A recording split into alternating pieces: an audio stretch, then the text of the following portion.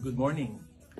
Ngayon naman, ang pag-usapan natin si Yao Ming, one of the tallest, no? Or if not the tallest NBA player ever at 7'6" from China.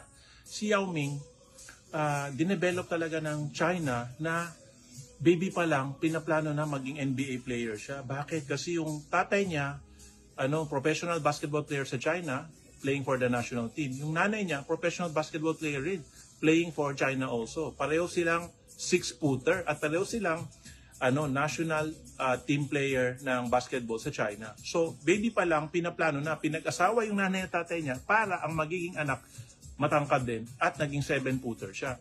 So, si Yao Ming hindi niya favorite sport ang basketball.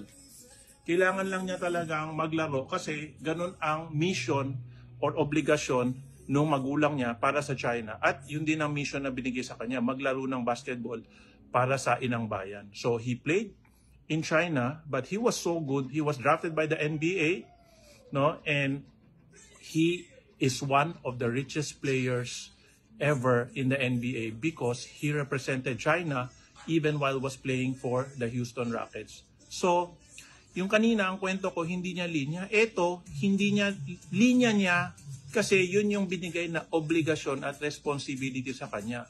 So, pwedeng hindi natin labang isang bagay, pero since responsibility at obligasyon natin, kailangan natin siyang gawin. Ikaw, anong responsibilidad mo sa pamilya mo? Kailangan mo bang kumita ng malaki? Kailangan mo bang payaman para mabigyan sila magandang buhay? Ano ang pwede mong gawin para yumaman ka? At ano ang pwede mong gawin para siguraduhin ang kinabukasan ng mga anak mo at ng pamilya mo? iFern ba? NBA ba? Mukhang hindi NBA sa tingin ko, iFern. So, gawin mo na.